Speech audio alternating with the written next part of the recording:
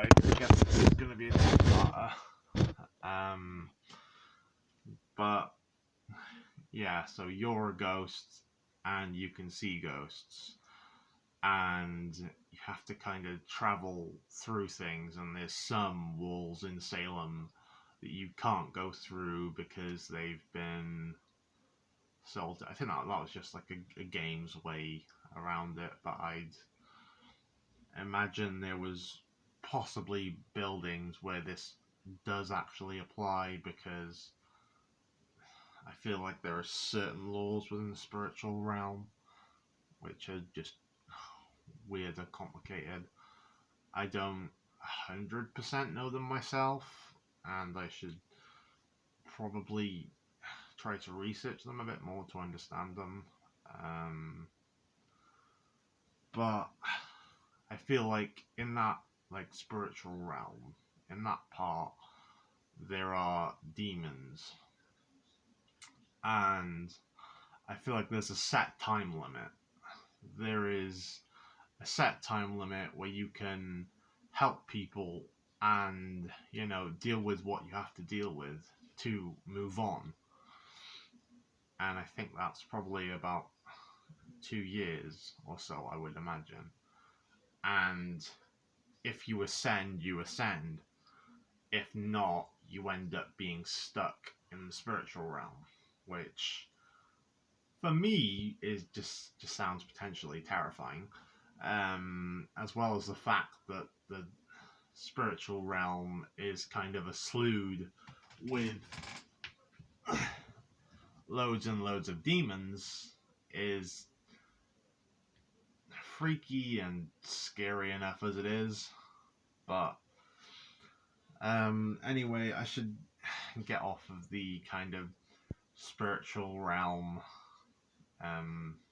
talk anyway, because in the end, I think we all obviously want to go to heaven, but I think that a lot of people don't understand that for some, the spiritual world may come before heaven, and it might not be a very nice experience. So I'm just warning people, just in case that becomes reality. If I'm wrong and God one day points out to me, I will put my hands up to the Lord and I'll say, sorry, God, I was wrong, But if I'm not wrong, it's a reason. It's a reason to worry. But here we go. Commandment 8. Thou shalt not bear false witness. My interpretation. You should not lie to others in cruelty or evil. Avoid lying at all times. Thou shalt not bear false witness. You should not lie to others in cruelty or evil. Avoid lying at all times. 9. Thou shalt not covet your neighbour's wife.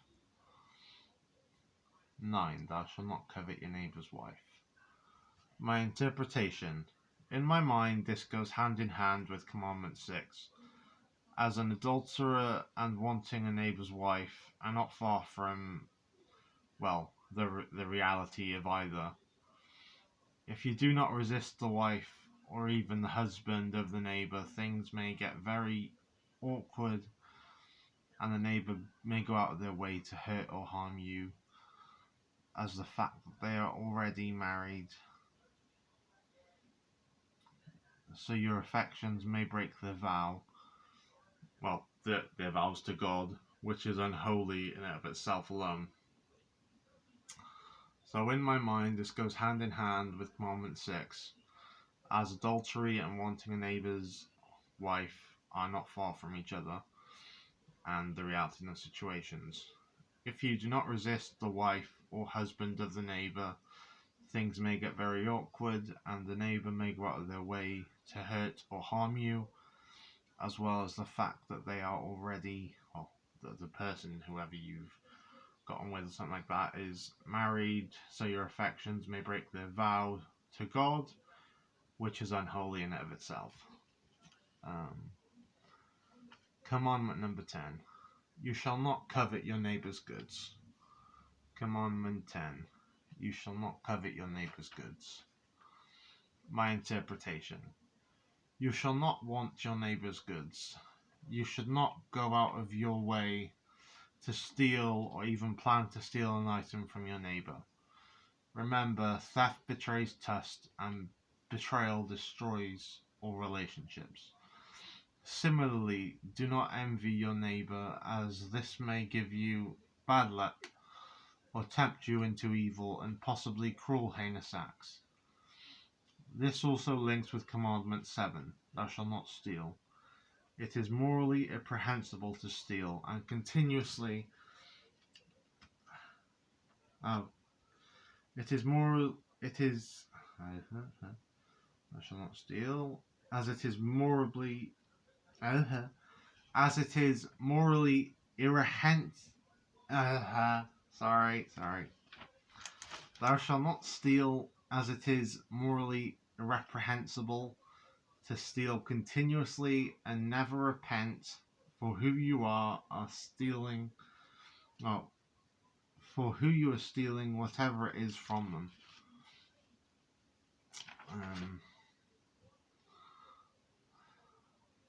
You shall not want your neighbor's goods. You should not go out of your way to steal or even plan to steal an item from your neighbor. Remember, theft betrays trust, and betrayal betrays all relationships. Similarly, do not envy your neighbor, as this may give you bad luck or tempt you into evil and possibly cruel, heinous acts.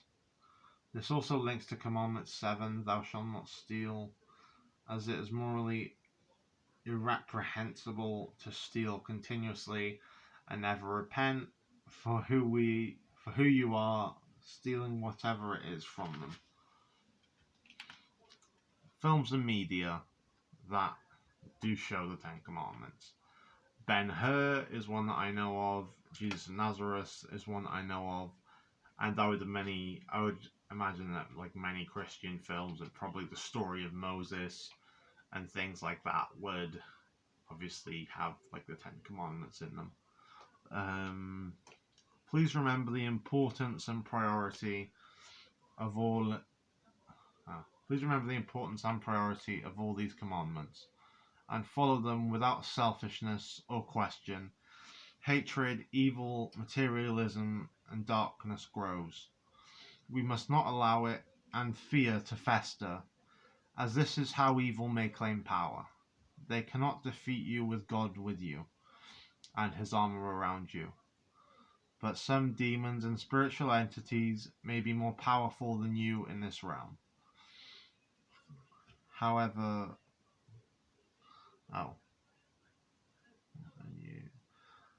stronger than you ever will be. Please prepare before an exorcism or facing a powerful, evil, or dark being. God and Jesus' power are always great, and they'll need to be called upon to see and revel within their glory and power. I'm just going to repeat this part because it's important. Please remember the importance and priority of all these commandments, and follow without selfishness or question hatred, evil, materialism, darkness. Well, that and darkness also grows. So selfishness, question, hatred, evil, materialism, darkness, they all grow. We must not allow them to grow and for fear to fester, as this is how the evil may claim power. They cannot defeat you with God and his armor around you. But some demons and spiritual entities may be more powerful than you ever will be within this realm, and possibly in the spiritual realm too. But I feel like with heaven, that's not the case. And I feel like the Lord also has an influence on the spiritual realm as well. That's very true. They cannot defeat you.